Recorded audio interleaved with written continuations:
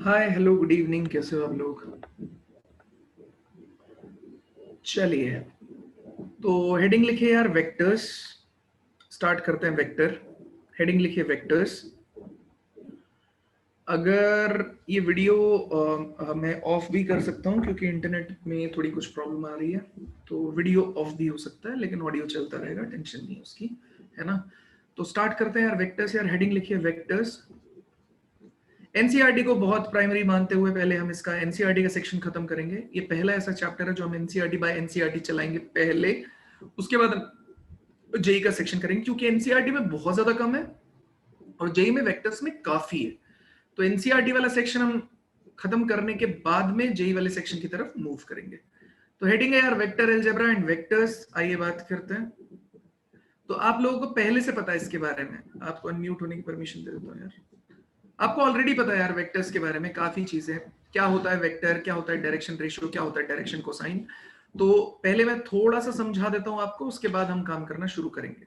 तो अगर मैं बात करूं यार, कभी भी कोई वेक्टर होता है तो एनसीईआरटी के डाउट डिस्कस हुए थे भव्य।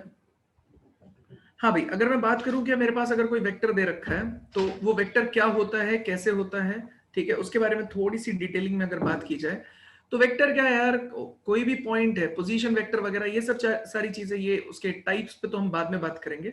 लेकिन सिंपल वेक्टर का क्या मतलब होता है। सबसे पहले एक सपोर्ट लाइन होती है यार। मान लेते हैं ये एक सपोर्ट लाइन है, तो आप सपोर्ट लाइन मान लीजिए कि हर जगह एक सपोर्ट लाइन है। उस सपोर्ट लाइन में हम लोगों ने क्या किया है, छोटे छोटे टुकड़ों को काट लिया है, ठीक है। अब सपोर्ट लाइन क्या चीज देने का काम करती है यार, डायरेक्शन रेशियो, डायरेक्शन को देने का काम करती है। मतलब मान लेते हैं ये एक सपोर्ट लाइन है, मान लेते हैं ये एक सपोर्ट लाइन है हमारी, ठीक है। तो ये वाला हिस्सा ये हो गया। दूसरी सपोर्ट लाइन ये भी हो सकती है, तीसरी सपोर्ट लाइन ऐसे भी आ सकती है, चौथी सपोर्ट लाइन ऐसे भी आ सकती है, पांचवी ऐसे भी आ सकती है, ऐसे भी आ सकती है। तो पता नहीं कितनी सपोर्ट लाइंस हो सकती हैं। उन सपोर्ट लाइंस में छोटे छोटे टुकड़े होते हैं यार, ठीक है। अब आप बोलोगे सर कैसे छोटे टुकड़े होते हैं, तो जैसे मान लिया मैंने कि ये मेरे पास में, ये तो अपने एक्सेस को बनाया मैंने। अब मान लेते हैं मेरे पास ये एक चीज है यार, तो ये एक सपोर्ट लाइन का इतना सा हिस्सा मैंने काटा, ठीक है।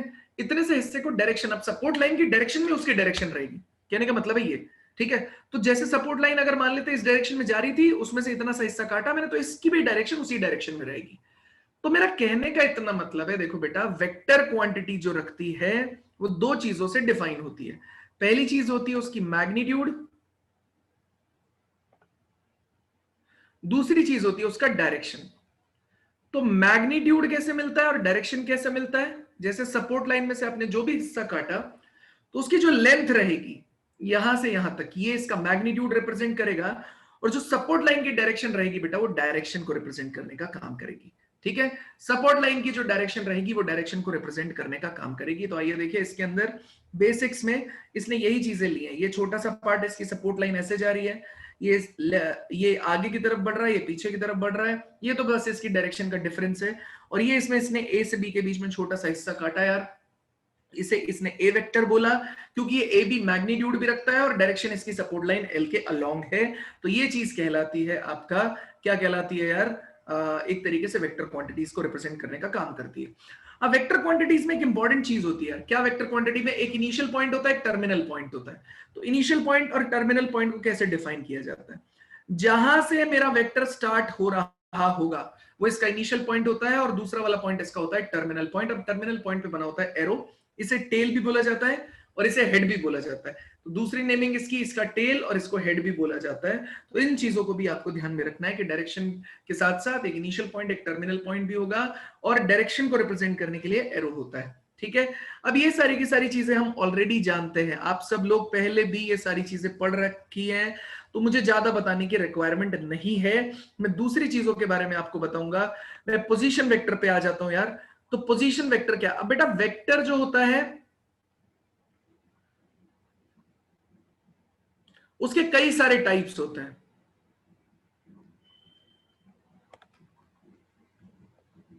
ठीक है। जो आपका वेक्टर होता है उसके कई सारे टाइप होते हैं, पोजीशन वेक्टर भी एक चीज होती है यार। तो देखिए, अब हम बात करने जा रहे हैं 3D की, तो सबसे पहले मैं आपको वेक्टर रिप्रेजेंट करना सिखाता हूं।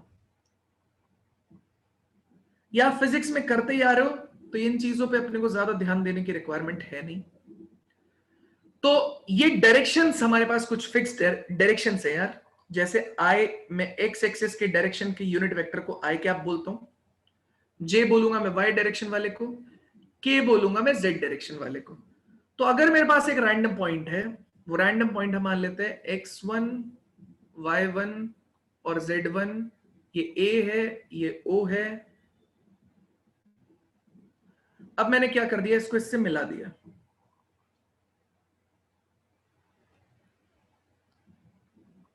ये पॉइंट क्या है आपके पास में 0 0 एंड 0।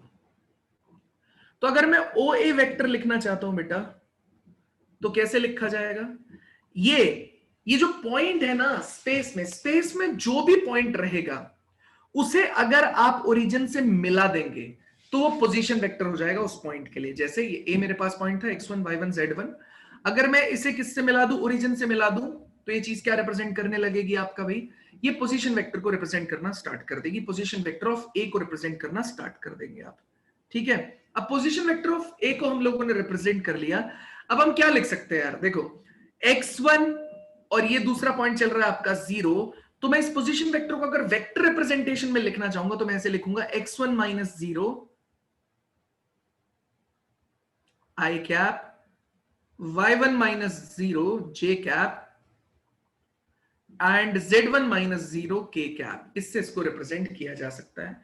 मतलब अगर OA वेक्टर में लिखना चाहूंगा तो x1 i cap, y1 j cap और z1 k कैप। देखो ये आपको सब कुछ पता है काफी हद तक, इसलिए मैं इसे थोड़ा सा फास्ट निकाल रहा हूं, नहीं तो बहुत ही ज्यादा बेसिक से बताना हो जाएगा।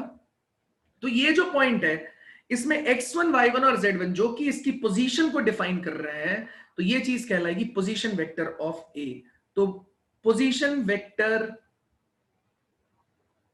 ऑफ पॉइंट ए वो ओ ए से रिप्रेजेंट होगा और उसके कोऑर्डिनेट्स हो जाएंगे x1 i, क्योंकि x डायरेक्शन में कितना जा रहे हो आप x1, y डायरेक्शन में आप कितना जा रहे हो y1 और z डायरेक्शन में कितना जा रहे हो z1, तो x1 i y1 j और z1 k, इससे हम लोग इसके पोजीशन वेक्टर्स को रिप्रेजेंट करेंगे।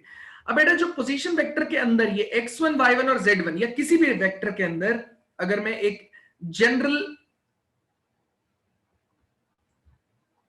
वेक्टर फॉर्म लेता हूं तो मेरे पास r लिखा हुआ है कितना, x i cap, y j cap और z k कैप।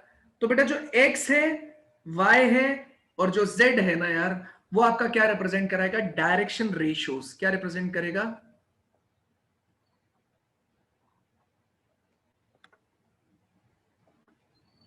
ये क्या रिप्रेजेंट करेगा, डायरेक्शन रेशियोज। तो अगर मेरे पास कोई आर वेक्टर लिखा हुआ है तो उसके अंदर एक्स वाई जेड, एक्स आई कैप, वाई जे कैप, जेड के कैप, तो ये एक्स वाई जेड किसको रिप्रेजेंट करेगा, आपके डायरेक्शन रेशियोज को रिप्रेजेंट करने का काम करेगा। तो अगर इसके डायरेक्शन रेशियोज या कभी कभी रिप्रेजेंट किया जाता है डी आर्स, उनको हम लिखेंगे x comma y comma z. अब बेटा बात कहां पे होती है यार, अब बात होती है मैग्नीट्यूड की, कि ये आपने बोला एक पोजीशन वेक्टर है तो इसके डायरेक्शन रेशियोज कितने हो जाएंगे, x1 y1 z1। अभी मैं बाद में समझाऊंगा कि अगर एक कोई वेक्टर आपके पास में तो उसके इनफाइनाइट डायरेक्शन रेशियोज हो सकते हैं, वो हम थोड़ी देर में बाद में बात करेंगे। लेकिन अभी के लिए अगर मैं OA वेक्टर आपके सामने बोल रहा हूं तो x1 i cap, y1 j cap, z1 k cap, ये मेरा वेक्टर है। इसमें डायरेक्शन रेशियोज की अगर बात की जाए तो डायरेक्शन रेशियोज कितने हो जाएंगे, drs कितने हो जाएंगे, x1 y1 z1। और अगर इसके मैग्नीट्यूड की बात की जाए, ओ ए के मैग्नीट्यूड की बात की जाए, तो मैग्नीट्यूड बेटा जैसे वेक्टर में, जैसे कॉम्प्लेक्स नंबर में होता था, ओ से लेके ए के बीच के डिस्टेंस जो है वही आपके किसको रिप्रेजेंट करेगी, इसके मैग्नीट्यूड को रिप्रेजेंट करेगी, विच इज x1 माइनस 0 उसका स्क्वायर, तो x1 स्क्वायर, y1 माइनस 0 उसका square, y1 square, z1 minus 0 उसका स्क्वायर, तो z1 square. x1 minus 0 is x1 उसका square, y1 minus 0 is y1 y1 का square, z1 minus 0 is z1 z1 का square. तो ये OA इसका मैग्नीट्यूड का स्क्वायर हो जाएगा root over x1 square plus y1 square plus z1 का स्क्वायर। ये चीज रिप्रेजेंट करेगी मैग्नीट्यूड को, तो ये चीज रिप्रेजेंट करेगी मैग्नीट्यूड ऑफ वेक्टर OA। तो किसी भी वेक्टर को आइडेंटिफाई करने के लिए बेटा मुझे दो ही चीजों की रिक्वायरमेंट होती है, एक उसकी डायरेक्शन जो कि कौन दे रहा है, ये वाला पार्ट देने का काम कर रहा है, ठीक है, और दूसरा उसका मैग्नीट्यूड जो कि कौन दे रहा है, ये x square plus y square plus z square से आपका मैग्नीट्यूड भी आपको पता चल रहा है। ठीक है, अभी बहुत टाइप के डिफरेंट डिफरेंट वेक्टर्स और डिफरेंट डिफरेंट चीजों के बारे में हम लोग बात करेंगे, लेकिन अभी के लिए पोजीशन वेक्टर में हम दो चीजों को समझ गए हैं, एक डायरेक्शन रेशियोज क्या होते हैं और दूसरा मैग्नीट्यूड कैसे निकाला जाता है। डायरेक्शन कोसाइंस के बारे में हम थोड़ी देर में बात करेंगे। यहां तक फटाफट स्क्रीनशॉट ले लीजिए एक बार, फटाफट जल्दी स्क्रीनशॉट ले लीजिए बेटा, यहां तक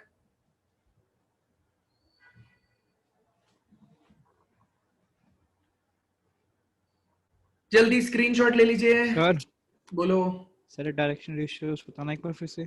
डायरेक्शन रेशियोस कुछ नहीं यार, जो भी वेक्टर लिखा होता है ना उसमें आई के साथ जो लिखा हो, जे के साथ जो लिखा हो, के साथ लिखा हो, वो डायरेक्शन रेशियो ही होता है। ठीक है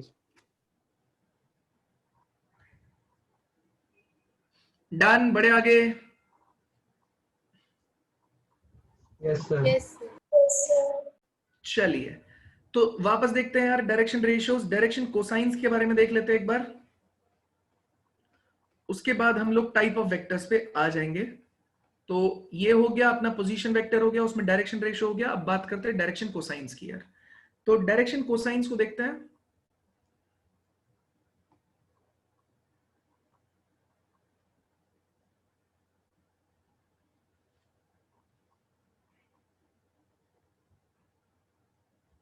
ठीक है, तो ये मेरे पास में कितना है आई कैप,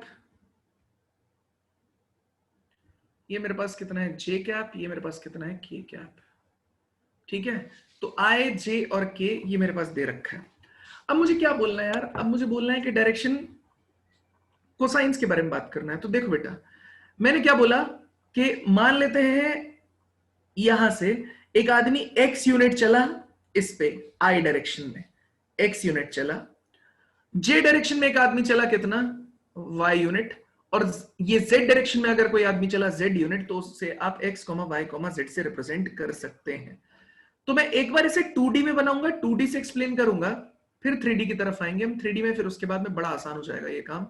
तो बेटा 2D के हिसाब से देखो डायरेक्शन रेशियो क्या हो जाएगा, डायरेक्शन कोसाइन क्या हो जाएगा, उसे समझने की कोशिश करना। मान लेते हैं मेरे पास एक पॉइंट दे रखा है यार, ये हो गया मेरे पास एक पॉइंट। ये पॉइंट कितना चल रहा है आपके पास में एक्स वाई। तो क्लियर हुआ ना कि यहां से देखो बेटा, मैं ये आई डायरेक्शन है मेरा, ये जे डायरेक्शन है, तो मैं ये एक्स में आई डायरेक्शन है और ये जे डायरेक्शन है, तो यहां से यहां तक कितना चला होगा ये आदमी एक्स यूनिट, और यहां से यहां तक कितना चला होगा वाई यूनिट, और आप इस पॉइंट पे पहुंच गए होंगे एक्स वाई। तो अगर मैं इसे बोल दूं ए पॉइंट, इसे बोल दूं ओ पॉइंट, तो ओ ए वेक्टर के बारे में अगर बात की जाए तो हो जाएगा एक्स डायरेक्शन, एक्स यूनिट आप कितना चला आई डायरेक्शन में, तो x इंटू आई, ये वेक्टर हो गया, वेक्टर एडिशन चल रहा है एक तरीके से भैया, यहां से यहां तक आप वेक्टर को ऐड कर रहे हैं, फिर यहां से यहां तक के वेक्टर को आप ऐड कर रहे हैं, तो फाइनली आपको रिजल्टेंट ये मिल रहा है।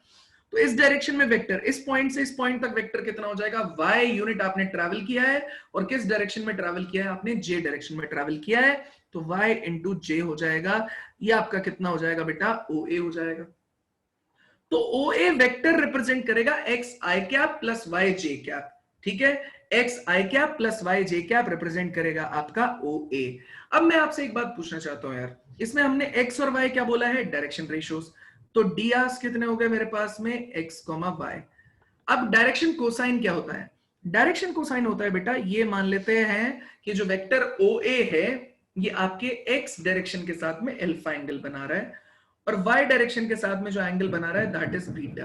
तो x डायरेक्शन के साथ में अल्फा एंगल बनाया, y डायरेक्शन के साथ में इसने एंगल बनाया बीटा।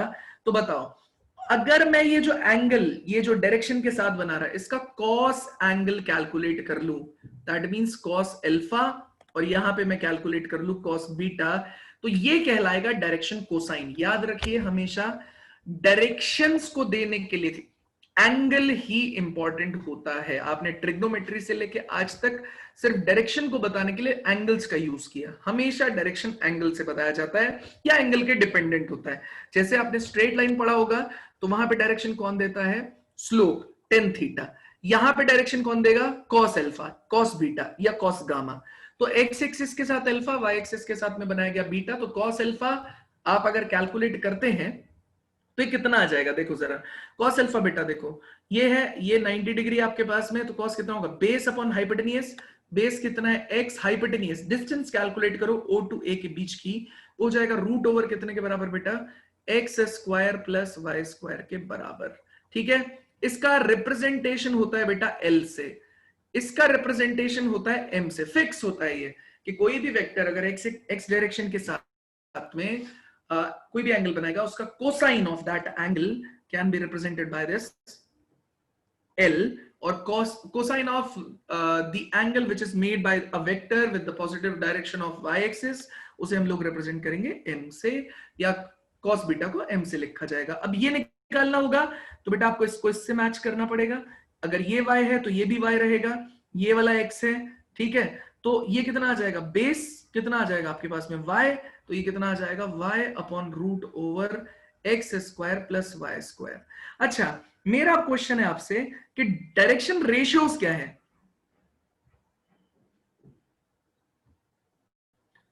मेरा आपसे क्वेश्चन है, अब डायरेक्शन रेशियोज क्या है उसको ध्यान से देखिए। डायरेक्शन रेशियोज है x और y, और डायरेक्शन कोसाइन क्या आ गया, L और m। तो क्या मैं ये बोल सकता हूं कि भैया L upon x, L upon x 1 upon root over x square plus y square देगा? और क्या मैं ये बोल सकता हूं कि m अपॉन वाई ये कितना देगा, 1 upon root over x square plus y square देगा? मतलब अगर मैं डायरेक्शन कोसाइन x का और डायरेक्शन रेशियो x डायरेक्शन का डिवाइड कर दूं तो एक कांस्टेंट क्वांटिटी आएगी, देखिए यहां भी और यहां भी। इसी तरीके से अगर मैं m को y से डिवाइड कर दूंगा, direction cosine of y upon direction ratio of y, उसको डिवाइड कर दिया जाएगा, तो यहां भी कांस्टेंट क्वांटिटी निकल के आ जाएगी। तो हम ये कहना चाहते हैं बेटा कि अगर by chance L cos alpha represent कर रहा है, M cos बीटा रिप्रेजेंट कर रहा है, और इन दोनों का अगर मैं स्क्वायर कर दूं तो ये कितना आ जाएगा, x square upon x square plus y square, m square के केस में y square upon x square plus y square, तो यहां पे आ जाएगा x square plus y square upon x square plus y square, ये कैंसिल हो जाएगा, आंसर कितना हो जाएगा 1। तो l square plus m square कितने के बराबर आ जाएगा, 1 के बराबर आ जाएगा। L square plus m square कितने के बराबर आ जाएगा बेटा, 1 के बराबर आ जाएगा। इसी सेम चीज को अगर मैं कर दूं कहां पे, किसके साथ में, 3D में कर दूं, तो बेटा यही सेम चीजें रिप्रेजेंट कर देगा 3D में। ये चीज ये डायरेक्शन कोसाइन से उनको मैं जस्टिफाई कर पाऊंगा। तो कुछ नहीं है, 3D के केस में हम जो सेलेक्ट कर रहे हैं,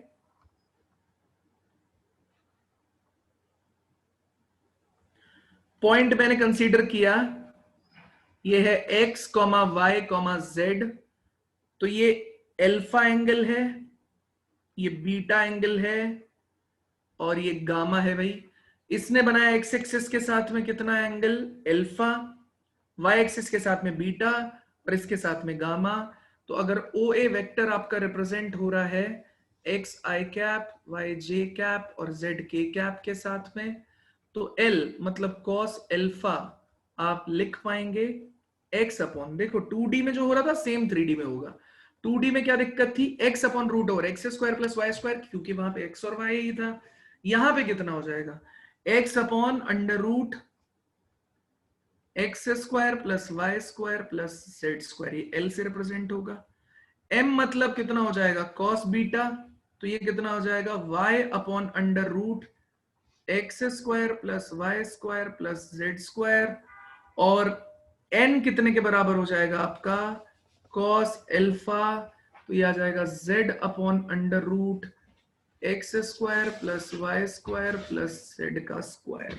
ठीक है, ये एल एम और एन से रिप्रेजेंट होगा। फिर से अगर मैं एल बाय एक्स निकाल लूंगा, मतलब direction cosines upon direction ratio निकालूंगा, तो एम बाय वाई और एन बाय जेड ये सेम वैल्यू देगा आपको, that means constant which is equals to कितने के बराबर, x square plus y square plus z square के बराबर, इसे हम बोल सकते हैं कांस्टेंट क्वांटिटी। ठीक है, एंड अगर आप एल स्क्वायर, एम स्क्वायर और एन स्क्वायर का स्क्वायर करके उन्हें ऐड कर देंगे, तो ये आपके पास में 1 आ जाएगा। आप करके देख लीजिए। यहाँ पे एल स्क्वायर करेंगे तो x square upon x square plus y square plus z square, m square करेंगे तो y square upon x square plus y square plus z square, n square करेंगे तो z square upon x square plus y square plus z square. उन सबको add करेंगे तो answer 1 आ जाएगा। बताइए, पूरा हिसाब किताब सेट करके बताइए, क्या आपको ये बात समझ में आई? कहीं भी किसी भी जगह कोई दिक्कत है किसी भी तरीके से तो प्लीज बताइए। अच्छा, एक चीज इसके अंदर अपने को ध्यान रखनी पड़ेगी यार, डायरेक्शन कोसाइंस जो होते हैं वो फिक्स होते हैं। डायरेक्शन कोसाइन फिक्स होते हैं बेटा किसी भी वेक्टर के, और डायरेक्शन रेशियोज जो है वो इनफाइनाइट हो सकते हैं। तो डायरेक्शन कोसाइन ही है जिनसे हम डिफाइन करते हैं किसी वेक्टर को। तो अगर कभी भी दिया गया होगा कोई वेक्टर, तो अगर उसे फिक्स वेक्टर देना होगा तो डायरेक्शन कोसाइंस के बारे में बात करेगा। रैंडम वेक्टर दिया जाएगा तो डायरेक्शन रेशियो रहे, कोई दिक्कत नहीं है, कितने भी हो सकते हैं, कोई दिक्कत नहीं है। बताइए, यहां तक अगर किसी को कोई दिक्कत है तो प्लीज बताइए, अगर कोई दिक्कत नहीं है तो प्लीज वो भी बताइए ताकि हम आगे बढ़ सकें। फोटो लेना है फोटो ले लीजिए, चीजें पता है तो बताइए। सर ये एल एम एन क्या है ये? रिप्रेजेंटेशन, कॉस अल्फा को एल भी लिख सकते हैं, कॉस थीटा को एम, कॉस अल्फा को एन। जैसे तुम स्लोप में एम लिखते थे ना, स्लोप को टेन, थीटा को एम के बराबर लिखते थे, एम के बराबर लिखते थे। रिप्रेजेंटेशन होता था ना, सिंपल। वही सेम काम है यहाँ पे। अच्छा सर, ठीक। किसी को कुछ नहीं पूछना? डन है मामला? Yes, बड़े sir. आगे। Yes, sir. चलिए, साइन और टैन फिक्स नहीं है और कोसाइन फिक्स है, इसका मतलब चिराग में समझा नहीं, तुम क्या बोलना चाहते हो? अनम्यूट करके बोलोगे बच्चे? चिराग, सर आपने बोला कोसाइंस फिक्स्ड है, मतलब?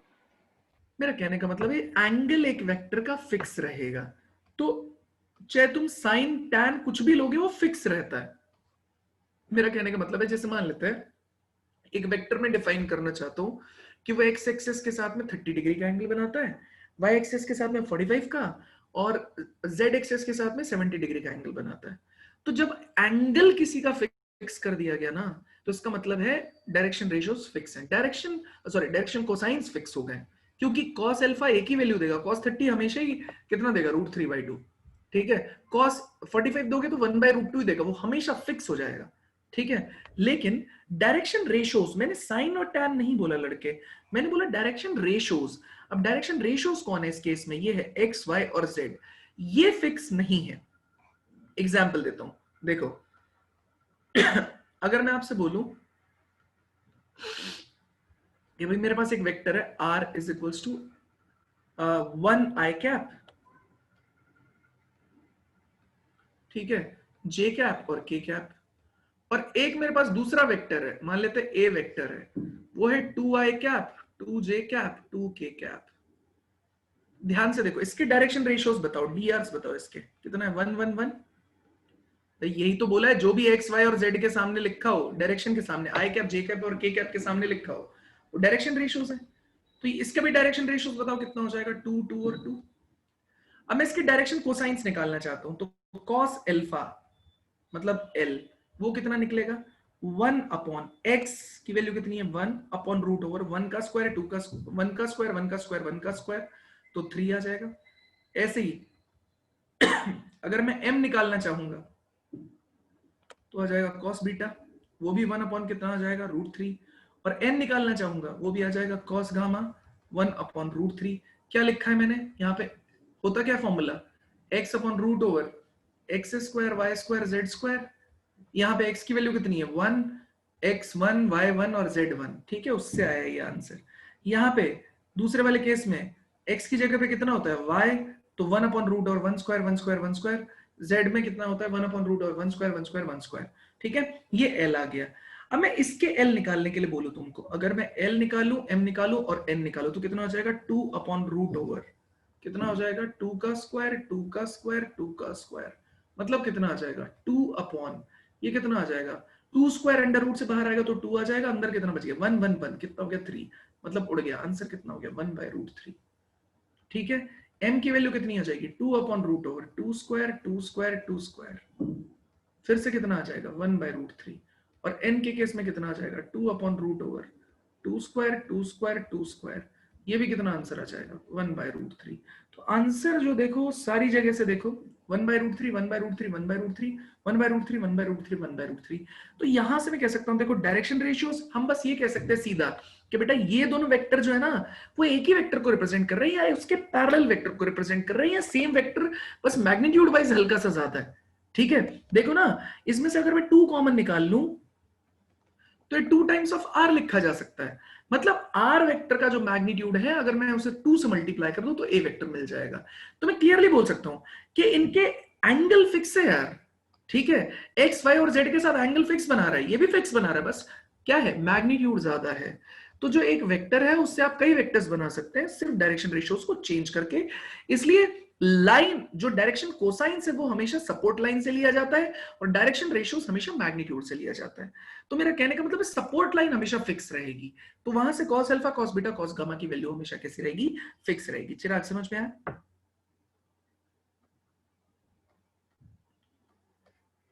क्लियर है? नोट कर लिया सब लोगों ने? बड़े आगे? एक मिनट सर, एक मिनट।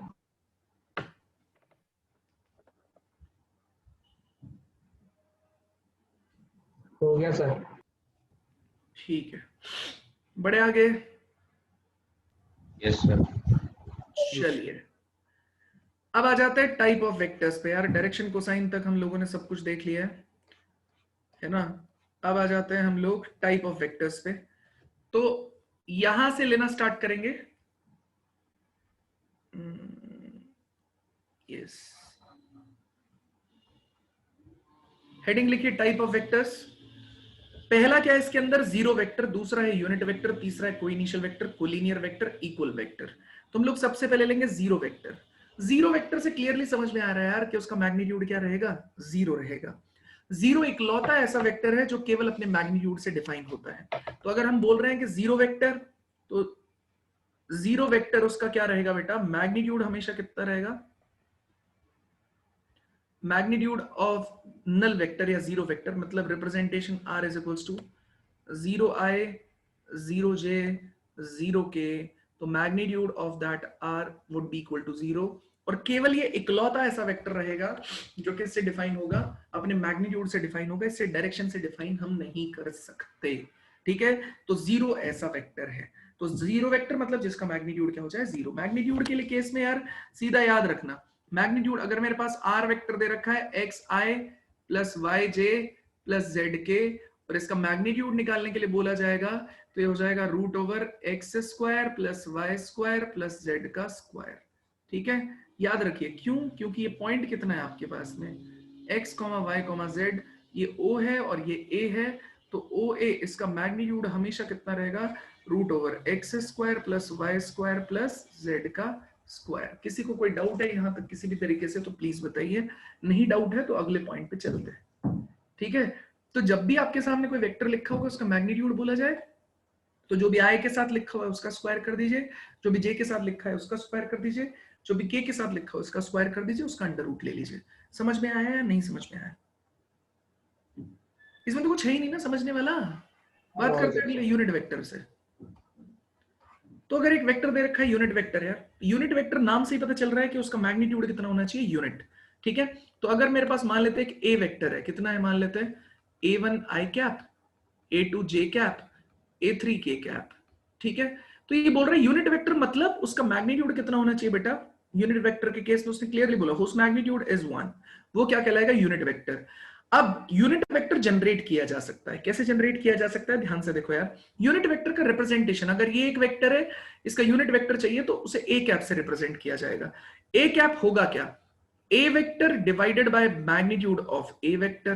तो a vector divided by magnitude of a vector क्या रिप्रेजेंट करेगा यार, यूनिट वेक्टर को रिप्रेजेंट करेगा। ये रहेगा unit vector of a। Unit vector एक ही चीज है, unit vector of vector a। Unit vector मतलब सीधा मैग्नीट्यूड 1। अभी देख भी लेंगे मैग्नीट्यूड 1 आ रहा है या नहीं आ रहा है। तो ये कितना हुआ बेटा a1i A2J A3K अपॉन ये कितना आ जाएगा root over A1 square A2 square A3 का square is equals to A1 upon root over A1 square A2 square A3 square i cap plus A2 upon में कितना आ जाएगा सेम चीज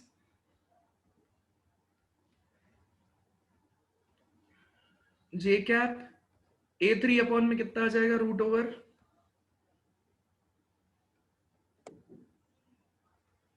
ये K कैप। ठीक है, अब मैं मैग्नीट्यूड लेना चाहता हूं इस A वेक्टर का यार। जैसे आप इसका मैग्नीट्यूड लेंगे ये कितना हो जाएगा इसका स्क्वायर तो A1 स्क्वायर अपॉन ये वाली क्वांटिटी देखो A1 square A2 square A3 square plus इसका स्क्वायर कितना हो जाएगा A2 का square is A1 square A2 square A3 का स्क्वायर और A3 का स्क्वायर अपॉन कितना हो जाएगा A1 square A2 square A3 का स्क्वायर। आप देखेंगे एलसीएम आप लेंगे जैसे इसका तो ये कितना आ जाएगा mod A is equals to under root में चलेगा कितना आ जाएगा A1 स्क्वायर A2 का स्क्वायर A3 का square upon A1 square A2 square A3 का स्क्वायर ये कट जाएगा आंसर कितना आ जाएगा 1। तो मैग्नीट्यूड ऑफ A कैप वो कितना दे रहा है बेटा आपके पास में 1 दे रहा है। तो इसका मतलब डेफिनेटली हम यूनिट वेक्टर को आइडेंटिफाई किससे कर रहे हैं A कैप से डिफाइन कर रहे हैं। A कैप निकालने का तरीका बता दिया।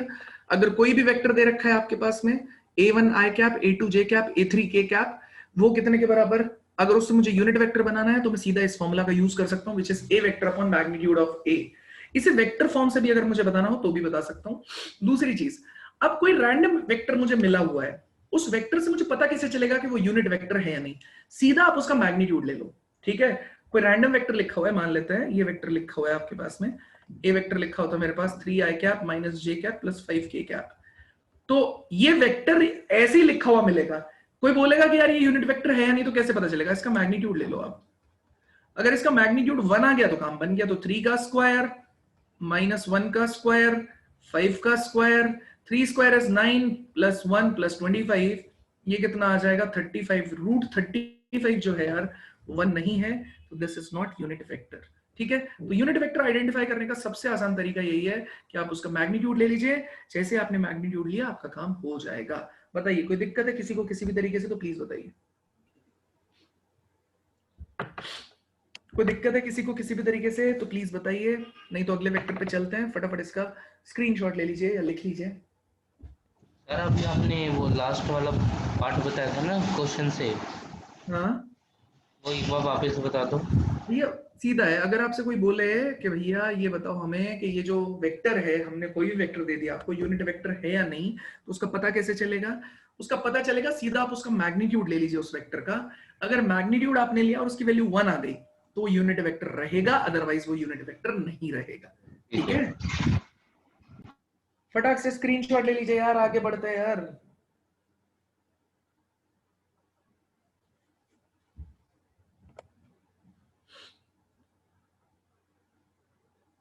आगे बढ़ते हैं यार जल्दी। हो गया सर। चलिए नेक्स्ट है कोई इनिशियल वेक्टर्स। कोई इनिशियल वर्ड से पता चल रहा है यार सेम इनिशियल पॉइंट होना चाहिए। अभी मैंने एक बताया था आपको कि कोई भी वेक्टर अगर होगा तो दो चीजें उसमें जरूर होंगी एक इनिशियल पॉइंट होगा और एक टर्मिनल पॉइंट होगा। कोई इनिशियल का मतलब है अब मैं आपके सामने यहां पे एक अलग वेक्टर लगाऊं ये भी इसी सेम पॉइंट से स्टार्ट हो रहा है। ठीक है, मैं इस जगह पे आपको दूसरा वेक्टर दे दूं ये भी इसी जगह से स्टार्ट हो रहा है मतलब सब जगह उसका हेड क्या है सब जगह सेम है। कोई नेक्स्ट वेक्टर ले लिया। हम मैग्नीट्यूड के बारे में बात नहीं कर रहे यार हम बात कर रहे हैं स्टार्टिंग पॉइंट। तो 2 या 2 से ज्यादा भाई 2 नहीं होंगे तब तक कोई इनिशियल क्या एक सिंगल वेक्टर लिख के क्या मतलब बन गया कि उसका कोई इनिशियल पॉइंट रहेगा मतलब ही नहीं बनता। तो 2 वेक्टर होने चाहिए मिनिमम या उससे ज्यादा हो सकता है। उस केस में अगर सारे के सारे वेक्टर एक सिंगल पॉइंट से स्टार्ट हो रहे हैं तो हम बोल सकते हैं कोई इनिशियल वेक्टर है यार ये। अगर उससे ज्यादा से स्टार्ट हो रहे हैं तो उसको ज्यादा को देखना पड़ेगा।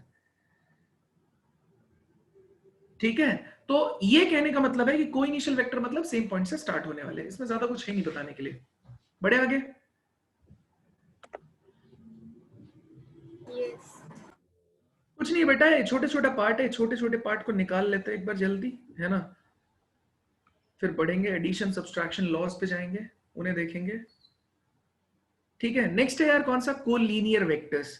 अब कोलीनियर वेक्टर, इसका मतलब समझना यार, ये इंपॉर्टेंट है। कोलीनियर वेक्टर या फिर आप बोल दीजिए पैरेलल वेक्टर्स, ये एक ही तरीके की चीजें होती हैं। ठीक है, तो इसने बोला है कि कोलीनियर रहेंगे अगर वो पैरेलल है सेम लाइन के। सपोर्ट लाइन की बात करी, सेम लाइन वर्ड जब भी वेक्टर में यूज होगा ना तो सपोर्ट लाइन के बारे में बात करेगा। अब मैं बताता हूं, देखिए। ठीक है, अब कोलीनियर क्या है, देखो मैंने इसने बोला टू और more vector are said to be collinear if they are parallel to the same line irrespective of their magnitude and direction। ठीक है, अब डायरेक्शन के बेसिस पे तो हम कुछ और चीज डिफाइन कर देंगे, लाइक और अनलाइक वेक्टर्स। लेकिन यहां पे देखिए, यहां पे ये सेम सपोर्ट लाइन है। मान लेते एक वेक्टर मैंने यहां से यहां तक काट लिया, मान लेते ये ए पॉइंट था, ये बी पॉइंट था, और यहां से एक वेक्टर मैंने ले लिया, दूसरा वेक्टर मैंने उठा लिया यहां से, ये सी पॉइंट है और ये डी पॉइंट। आप देखिए इसके मैग्नीट्यूड वेरी कर रहा है। ठीक है, अभी इसी सपोर्ट लाइन के पैरेलल एक और सपोर्ट लाइन होती, इसी सपोर्ट लाइन के पैरेलल एक और सपोर्ट लाइन होती, वहां से मैंने कोई नेक्स्ट मैग्नीट्यूड का वेक्टर उठा लिया, मैंने बोला कि भैया यहां से पोर्शन जो है यहां तक, ठीक है, वो क्या है, नेक्स्ट मैग्नीट्यूड है, मान लेते हैं इसे ई और एफ बोल दिया। तो ये सारे के सारे वेक्टर्स जो रहेंगे बेटा, ये कोलिनियर वेक्टर को रिप्रेजेंट करते हैं। तो दो वेक्टर कोलिनियर या पैरेलल एक ही चीज होती है, ऑलमोस्ट सेम ही होता है। तो अगर मैं आपसे बोलूं कि मेरा एक वेक्टर ए है, दूसरा वेक्टर बी है, देखो सेम सपोर्ट लाइन का मतलब ये है, पैरेलल सपोर्ट लाइन का मतलब यही है कि इस सपोर्ट लाइन को स्पेस में इधर मूव करा दिया गया होगा बस। ठीक है, अब तुम तो जानते नहीं ना, इस जगह तो इनफाइनाइट, इसके तो इनफाइनाइट पैरेलल सपोर्ट लाइंस हो सकती हैं, तो आप कह ही नहीं सकते कौन सी सपोर्ट लाइन से लिया गया है, हो सकता है सेम से ही काटा गया हो, आपको आइडिया नहीं है। तो चाहे मैं यहां से काटूं चाहे मैं यहां से काटूं, बात वही है, बस डिफरेंस क्या आ रहा है, आपकी डायरेक्शन कि आप सेम डायरेक्शन में ले रहे हैं या अपोजिट डायरेक्शन में ले रहे हैं, प्लस आपका मैग्नीट्यूड। तो अगर मैंने बोला कि मान लेते हैं ये जो ए बी वेक्टर है यार, ये ए वेक्टर है मेरे पास, और ये ई एफ वेक्टर जो है ये मेरे पास बी वेक्टर है, तो बोलूंगा ठीक है जी। अब आपने बोला सर ये दोनों पैरेलल है, मैं डिफाइन कैसे करूं, तो मैं बोलूंगा ठीक है, पैरेलल रहेगा तो पैरेलल के केस में डायरेक्शन सेम होनी चाहिए। आप याद कीजिए थोड़ी देर पहले मैंने आपको बोला था पैरेलल के केस में डायरेक्शन सेम होनी चाहिए यार, डायरेक्शन सेम रहेगी तो इसका मतलब है भाई, मैंने बोला था एक वेक्टर जो है उसके डायरेक्शन कोसाइन सेम होता है, तो मतलब उसका जो पैरेलल वेक्टर रहेगा डायरेक्शन कोसाइन किसके एलिमेंट्स को शो करता है, सपोर्ट लाइन के। तो जो उसके पैरेलल वेक्टर रहेगा उसके केस में भी क्या रहेगा, सपोर्ट लाइन आपकी क्या रहनी चाहिए, सेम रहनी चाहिए। तो उसके केस में भी सपोर्ट लाइन आपकी सेम हो जाएगी। तो जब उसके केस में सपोर्ट लाइन सेम हो जाएगी तो हम बेटा एक चीज बोल पाएंगे कि भैया सिर्फ इन दोनों के बीच में डिफरेंस कैसा है। मैं ये बोल सकता हूं ना कि अगर बाई चांस मैं चाहूं इस ए वेक्टर को क्या बनाना, इस ए वेक्टर को मैं बी वेक्टर बनाना चाहता हूं, तो मैं बोल देता हूं यार जो बी वेक्टर है अगर उसके मैग्नीट्यूड को मैं हाफ कर दूं तो ए वेक्टर के बराबर पहुंच जाएगा। अभी तो आप बोलोगे सर मुझे नहीं पता कितना मैग्नीट्यूड है इसका, लेकिन हाँ मतलब यही है कि आप बी को किसी ऐसे एलिमेंट से मल्टीप्लाई कीजिए ताकि ये छोटा हो जाए। याद है बचपन में आप पेंसिल का एक एक्सपेरिमेंट किया करते थे, आप बोलते थे बिना घिसे ये जो पेंसिल है इस पेंसिल को आप इसका हाफ मैग्नीट्यूड का बनाओ, या एक पेंसिल नहीं बोलते थे आप लाइन बोलते थे कि बिना इसे इरेज किए, एक लाइन है मान लेते हो 10 सेंटीमीटर उसकी लेंथ है, 10 सेंटीमीटर, उसे 5 सेंटीमीटर का बनाना है लाइन को बिना इरेज किए। तो आप क्या करते थे स्कूल में, जनरली लोग बोल देते कि चलो 5 सेंटीमीटर की इसके बगल में लाइन लिख दो। हमने तो ये बोला था ना भाई बिना इरेज किए एक लाइन है उसको 5 सेंटीमीटर का बना दो। अब लाइन आपके सामने लिखी होती थी, आप क्या करते थे उसके मैग्नीट्यूड को 1/2 से मल्टीप्लाई करके यहाँ पे साइड में एक लाइन बना देते थे, है ना। सेम चीज वही है कि यहाँ जो है डायरेक्शन वो अपनी फिक्स है, तो हम इस ए वेक्टर को बी वेक्टर में अगर बनाना चाहेंगे तो किसी ना किसी एलिमेंट से मेरे को इसको मल्टीप्लाई करना पड़ेगा। इसका मतलब ये हुआ कि कोलिनियर वेक्टर या पैरेलल वेक्टर दोनों चीजें एक ही होती हैं, अलग अलग ना कंसीडर करें आप इसमें वेक्टर के केस में। तो जो कोलिनियर वेक्टर है या पैरेलल वेक्टर है बेटा वो किसी ना किसी रिलेशन से डिफाइन होंगे ए और बी के बीच में। तो मैं क्लियरली बोल सकता हूं if a vector is defined as और equal to lambda times of b vector, तो मैं बोल सकता हूं यार अगर ए वेक्टर मेरा lambda times of b vector हो जाएगा तो मैं क्लियरली बोल सकता हूं यार कि ये चीज किसको रिप्रेजेंट करना स्टार्ट कर देगी, आपके कोलिनियर वेक्टर को, क्योंकि ऐसे केस में मैग्नीट्यूड डिफरेंस आएगा लेकिन इसका डायरेक्शन कैसा रहेगा, हर कीमत पे सेम रहेगा। बताइए किसी को कोई डाउट है किसी भी तरीके से इस जगह तक, तो प्लीज बताइए कोलिनियर वेक्टर वाले केस में। इस केस में लैम्डा की वैल्यू 0 नहीं होनी चाहिए, पहली चीज, लैम्डा इंफिनिटी नहीं होना चाहिए, दूसरा चीज पॉजिटिव आ सकता है नेगेटिव आ सकता है। अगर लैम्डा पॉजिटिव आ गया तो ए और बी लाइक वेक्टर्स हो जाएंगे। लाइक वेक्टर का मतलब है सेम डायरेक्शन में जाने वाले वेक्टर्स, वो आएगा अभी। और अगर इसका नेगेटिव वैल्यू आ गया तो ए और बी अनलाइक वेक्टर्स हो जाएंगे, मतलब दोनों की डायरेक्शन अलग अलग होगी। एक अगर इस तरफ जा रहा होगा इधर, तो दूसरा उल्टी डायरेक्शन में जा रहा होगा। एक अगर मान लेते इधर जा रहा होगा तो दूसरा वाला इधर जा रहा होगा, अगर लैम्डा की वैल्यू नेगेटिव आ गई तो। और कोई इसके अंदर सेंस नहीं है, ठीक है। कोलिनियर मतलब सेम लाइन होता है, यही तो भव्या मैंने बताया कि ये सपोर्ट लाइन जो होती है ये इनफाइनाइट लाइंस होती हैं ऐसे साथ में, तो इसका मतलब यही है सेम लाइन से काटूं या डिफरेंट लाइन जो कि उसके पैरेलल है उससे काटूं, क्या आपको फर्क पड़ेगा क्या? अगर मैंने तुमको बोला कि भैया इसका एंगल फिक्स कर दिया गया है भव्या, है ना, और एंगल से ही डिफाइन होगा वो, भाई मैग्नीट्यूड तो कम ज्यादा हो ही रहा है, मैग्नीट्यूड को बैलेंस करने के लिए तो लैम्डा ले ही लिया हम लोगों ने। Yes sir. लेकिन फिक्स चीज क्या है, एंगल। इसके केस में भी एंगल्स फिक्स रहेंगे, इसके केस में भी एंगल फिक्स रहेंगे, तो क्या कोई फर्क पड़ेगा क्या? नहीं। इसलिए कोलिनियर और पैरेलल वेक्टर के केस में सेम रहता है। ठीक है सर, सही है। आपने क्या लिखा है, a vector is equal to 1/2 half of b vector. अरे ये तो मैंने ये दिखाया है कि मान लेते हैं कि ए और बी इस तरीके से रिलेटेड है, डायरेक्शन तो सेम है, लेकिन बी वेक्टर जो है वो ए वेक्टर का ट्वाइस है। तो अगर मैं इन दोनों को बराबर करना चाहूंगा तो मुझे क्या लिखना पड़ेगा, a vector is equal to 1/2 times of b vector, क्योंकि मैग्नीट्यूड वाइज तो हाफ है ए वेक्टर बी का, लेकिन डायरेक्शन इन दोनों की सेम है, डायरेक्शन दोनों। डायरेक्शन कोसाइंस दोनों के सेम है, ठीक है सर। ठीक है। डायरेक्शन वर्ड जब भी आप यूज करेंगे वेक्टर्स में, वो डायरेक्शन कोसाइंस के लिए होगा, वो डायरेक्शन रेशियोज के लिए नहीं होगा। अगर किसी और को कोई डाउट पूछना है तो प्लीज पूछिए, नहीं तो हम अगले इक्वल वेक्टर की तरफ जाते हैं। अच्छा, लाइक और अनलाइक समझा रहा था मैं। तो अगर लैम्डा की वैल्यू पॉजिटिव होगी तो ये दोनों सेम डायरेक्शन में जाएंगे, मतलब लाइक वेक्टर। अगर लैम्डा की वैल्यू नेगेटिव होगी तो दोनों ऑपोजिट डायरेक्शन में जाएंगे, मतलब अनलाइक वेक्टर होंगे, ठीक है। सेम डायरेक्शन मतलब लाइक वेक्टर, ऑपोजिट डायरेक्शन मतलब अनलाइक वेक्टर। समझ आया? आगे बढ़े, आगे बढ़े। चलिए, इक्वल वेक्टर। इक्वल वेक्टर का मतलब है दो वेक्टर वही इक्वल कब होंगे, जब उनका मैग्नीट्यूड भी सेम हो और उनका क्या हो, डायरेक्शन भी सेम हो, ठीक है। तो मैग्नीट्यूड भी सेम है और डायरेक्शन भी सेम है, तो ऐसे केस में आप बोल सकते हैं कि द वेक्टर्स आर इक्वल, सब कुछ मैच होना चाहिए, ठीक है, सब कुछ मैच होना चाहिए।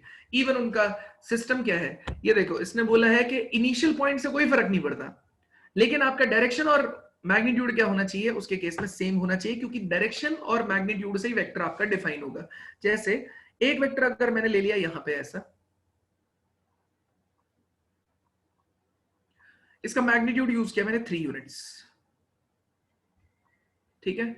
दूसरा वेक्टर मैंने इससे पीछे लिया,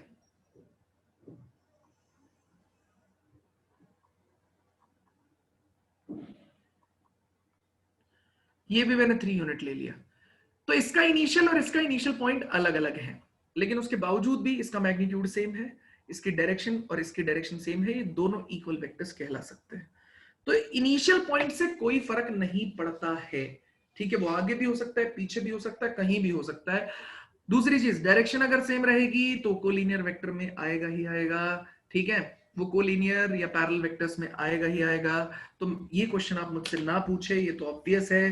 तो डायरेक्शन अगर सेम रहेगी तो काम रहेगा सही, डायरेक्शन अगर ऑपोजिट रहेगी तो ऐसे केस में हम उसे इक्वल वेक्टर्स में काउंट नहीं करेंगे। तो इक्वल वेक्टर मेरा बेटा किस में रहेगा, मैग्नीट्यूड और डायरेक्शन दोनों केसेस में क्या होनी चाहिए, सेम होनी चाहिए। अब क्वेश्चन मेरा ऐसा हो सकता है आपके सामने कि मेरे पास एक एग्जाम्पल ले लेते हैं, छोटे छोटे एग्जाम्पल जो आपने मैट्रिक्स वेट्रिक्स में लिए थे यार, कि ए वेक्टर है मेरे पास, A1 लिख दिया गलती से, ए वेक्टर है मेरे पास, ये कितना I-2j + 3k, और बी वेक्टर है मेरे पास x - y times of I, x + y times of j plus 3k, these two vectors are equal.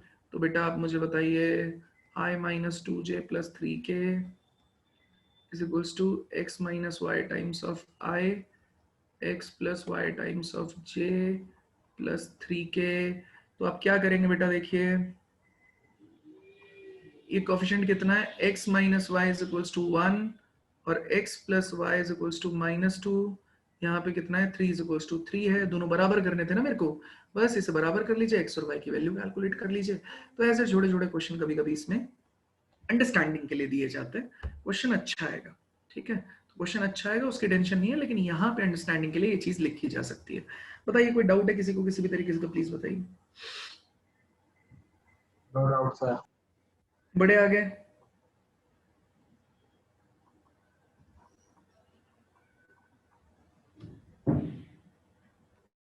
बड़े आगे। Yes sir. Negative of a vector, यार वो नेगेटिव ऑफ ए वेक्टर का मतलब है वो डायरेक्शन को बदल देगा यार, वो अनलाइक वेक्टर में आ जाएगा, ठीक है। मतलब जैसे ये यहाँ पे लिखा हुआ है ना, अगर नेगेटिव कर दूंगा मैं इसका तो कुछ नहीं होगा, डायरेक्शन चेंज हो जाएगी, बस रहेगा ऐसा ही, बस ये डायरेक्शन क्या हो जाएगी, इधर आ जाएगी। पहले ऐसे जा रहा था, अब ऐसे जाने लगेगा, मैग्नीट्यूड सेम रहेगा। बताइए कोई डाउट है किसी को यहां तक? नहीं है। ये फर्स्ट एक्सरसाइज है यार, ये बहुत बेसिक है यार, ये कराने की जरूरत नहीं है ना, मुझे लगता है कि आप लोग ये खुद से कर सकते हैं, तो मैं इस पर टाइम इन्वेस्ट नहीं कर रहा। हेडिंग लिखिए एडिशन ऑफ वेक्टर्स, ठीक है, हेडिंग लिखिए एडिशन ऑफ वेक्टर। तो पहला लॉ हम उठा रहे हैं, क्या, triangle law of vector addition. पहला लॉ हम उठा रहे हैं, triangle law of vector addition. आप बोलेंगे सर ये सब आता है, हाँ भाई मैं भी। सर ये वो फिजिक्स वाला ही है ना सर? सब कुछ वही है बेटा। चेंज कहां पे होगा, फिजिक्स में काफी कम होता है, हमारे पास काफी ज्यादा है जेई के हिसाब के, सिर्फ बोर्ड के हिसाब से सिर्फ उतना ही है जितना फिजिक्स में आपका था। चलिए, अभी मैंने थोड़ी देर पहले आपको एक बात बताया कि यार ये ए है, ये बी है और ये सी है। तो ए बी वेक्टर जो है उसके टेल पे बी सी वेक्टर का रख दिया हमने हेड, ठीक है। तो ए बी वेक्टर के टेल पे बी सी वेक्टर का क्या रख दिया गया, हेड रख दिया गया, ठीक है। तो ये ए बी वेक्टर है, ये बी सी वेक्टर है, तो इसका हेड रख दिया गया इसके ऊपर। तो हम क्लियरली बोल सकते हैं यार कि ये दोनों जो है एडिशन के तौर पे अगर आप देखेंगे तो कितने के बराबर हो जाएगा, a b plus b c is equals to a c. अब कैसे, ये कैसे आया, तो बेटा एक चीज आप ध्यान से देखिए, क्लोज ज्योमेट्री जो होती है, अगर मैं ये हेड यहां पे ना रखता, ये ए सी वाला पार्ट यहां पे ना रखूं, और मैं क्या करूं, इसको मैच करा दो इसके साथ में, तो ये अगर मैं नेगेटिव कर दूं, इस डायरेक्शन में भेज दो इसको, तो ये ए सी कितने के बराबर हो जाएगा, माइनस ए सी के बराबर हो जाएगा, ठीक है। तो ये ए बी है, ये बी सी है और ये माइनस ए सी है। तो बेटा क्लोज ज्योमेट्री होने की वजह से आप क्या बोल सकते हैं इसका, ये माइनस ए सी भी बोल सकते हैं, या आप बोल सकते हैं कि नहीं यार मतलब मैं तो as it is close geometry portion रखना चाहता हूं, तो मैं इसे ऐसा भी बोल सकता हूं कि चलो ठीक है, ये आपने ए बी लिया, ये इतना लिया, इसको मैं सी ए लिख दूंगा, ठीक है। तो सी टू ए लिख दिया गया, सी से स्टार्ट हो रहा है, ए की तरफ जा रहा है। तो अब ये क्लोज ज्योमेट्री में बोल सकता हूं कि बेटा ए बी प्लस, अब देखो ना रिजल्टेंट वापस वहीं पे आके जीरो हो गया ना, आप गए ए बी, अब मैं डिस्प्लेसमेंट की बात कर रहा हूं, आप ए बी पे गए प्लस यहां से कहां पे गए, बी सी पे गए, प्लस सी से कहां पे गए, आप ए पे गए, इज इक्वल्स टू कितना हो जाएगा बेटा, जीरो के बराबर हो जाएगा। तो इज इक्वल्स टू मेरा कितने के बराबर हो गया, जीरो के बराबर हो गया। लेकिन मैं आपसे ये कह सकता हूं कि यार ये क्लोज ज्योमेट्री के डिस्प्लेसमेंट को जीरो किया है आप लोगों ने, तो अब यहां से मुझे सोच के बताइए क्या इतना हो जाएगा, ये a b plus b c. यहां से देखिए, अगर मैं इसकी डायरेक्शन को चेंज कर दूं, मतलब मैं इसकी डायरेक्शन को चेंज करके ये सी ए से ए सी कर दूं, तो कुछ नहीं होगा, ज्यादा कुछ बड़ा चेंज आएगा नहीं, ये यहां से हट जाएगा और यहां पे जाके इसकी डायरेक्शन इस डायरेक्शन में लग जाएगी, ठीक है। तो ये जो सी ए हुआ करता था, वो कितना हो जाएगा आपके पास में AC हो जाएगा, क्योंकि आपने ऑलरेडी डायरेक्शन को चेंज कर लिया है। तो CA इज इक्वल टू कितना हो जाएगा, माइनस AC के बराबर। तो हम क्लियरली बोल सकते हैं यार कि AB plus BC plus CA is equal to 0, CA को आपने लिख दिया माइनस AC, इसे इक्वल टू 0 किया गया। तो AC इज इक्वल टू कितने के बराबर हो जाएगा, AB plus BC। Sir sir इसमें a plus b c plus c a is equal to 0 होना कंपलसरी है? वो रीजन है ना, डिस्प्लेसमेंट की बात कर रहे हो ना, डिस्प्लेसमेंट तो 0 ही हुआ, तुम जहां से चले थे वहीं पे वापस आ गए ना। हाँ जी सर। ठीक है, तो इस वजह से डिस्प्लेसमेंट वाले केस में अब इन पे वेक्टर्स लगाना जरूरी है। बिना वेक्टर के ये सब इलॉजिकल हो जाएगा। जो भी आपने लिखा है वो ऐसा लगेगा जैसे हम सिंपल ट्राइंगल के बारे में बात कर रहे हैं। ठीक है, तो मैं डिस्प्लेसमेंट की बात कर रहा हूं कि आप ए बी चले, BC चले और CA वापस आए, तो डिस्प्लेसमेंट कितना होना चाहिए, 0। मैं इसे चेंज करूंगा तो कितना लिख सकता हूं, इसे चेंज करके CA is equal to minus AC के बराबर। तो ये माइनस AC हो गया, उधर लेके चले गए, तो AC इज इक्वल टू कितना हो गया, AB प्लस BC के बराबर। तो इसे बोला जाता है triangle law of vector addition. क्या बोला जाता है, triangle law of vector addition. वैसे अगर सिंपली देखें तो A से B, अब B जो है वो किसके हेड पे रखा गया है, A के हेड पे, तो ये C आ जाएगा। तो इनका रिजल्टेंट जो देगा वो AC दे देगा। इनका रिजल्टेंट कौन दे देगा, AC दे देगा। इसी सेम कॉन्सेप्ट पे पैरेललोग्राम लॉ भी बनाया गया, उसे भी बता देते हैं और खत्म करते हैं यार इसको। ये देखिए ऐसा है और ये ऐसा है। तो हमने बोला बेटा आपके पास में यहां पे क्या दे रखा है, O, ये A है, ये मेरे पास में B है। अब हमने क्या बोला कि मैं इस ट्राइंगल पे भी लगा सकता था, और मैं क्या कर सकता हूं, देखो बेटा सेम मैग्नीट्यूड है, तो मैं बोल सकता हूं अगर ये मेरा B वेक्टर है और ये मेरा A वेक्टर है, तो मैं क्या कर सकता हूं बेटा, ये OB और AC एक दूसरे के बराबर भी है और पैरेलल भी है। तो जितना मैग्नीट्यूड OB रखता है उतना ही मैग्नीट्यूड कितना रखता है, AC रखता है। तो आपको पता होना चाहिए कि पैरेलली हम लोग वेक्टर्स को मूव करा सकते हैं, क्योंकि सपोर्ट लाइन मैंने अभी बताया था ना, हर लाइन के पैरेलल बहुत सारी सपोर्ट लाइंस होंगी, तो उनमें जितना टुकड़ा आपने इसमें काटा है उतना ही टुकड़ा आप इसमें काट लीजिए, उतना ही टुकड़ा आप आगे काट लीजिए। तो सेम वेक्टर अपनी जगह से मूव कर सकता है लेकिन पैरेलली स्पेस में। तो अगर ये ए वेक्टर रिप्रेजेंट कर रहा है, ये बी वेक्टर रिप्रेजेंट कर रहा है, तो मैं क्लियरली बोल सकता हूं यार कि यहां से यहां तक क्या हो जाएगा, यहां से यहां तक किसको रिप्रेजेंट करना स्टार्ट कर देगा, ये OC क्या हो जाएगा आपका, इन दोनों का वेक्टर एडिशन हो जाएगा। तो ये कहलाता है पैरेललोग्राम वेक्टर एडिशन। तो ये A प्लस B मिल जाएगा आपको OC के बराबर। सेम कॉन्सेप्ट आप यहां भी लगा सकते थे। मेरा कहने का मतलब है ये OA जो है ये पैरेलली यहां से ऐसे मूव कर सकता है, तो BC और OA दोनों बराबर वैल्यू रखेंगे, दैट इज A वेक्टर के बराबर। तो आप रिजल्टेंट अगर लेना चाहेंगे O से C का, तो ये कितना आ जाएगा, A प्लस B के बराबर। ठीक है, B प्लस A वेक्टर आप करेंगे तो B प्लस A या A plus B commutative property है, कोई प्रॉब्लम नहीं है। ये कहलाता है parallelogram vector law of vector addition. किसी को यहां तक कुछ पूछना है तो कोई दिक्कत है तो प्लीज बताइए। बिल्कुल प्योर फिजिक्स में आपने जो भी पढ़ा हुआ है एग्जैक्टली सेम पढ़ा रहा हूं मैं, इधर उधर का कुछ भी नहीं पढ़ा रहा, सेम चीज है एकदम। किसी को कुछ पूछना है तो प्लीज पूछ लीजिए, यहां तक बताइए।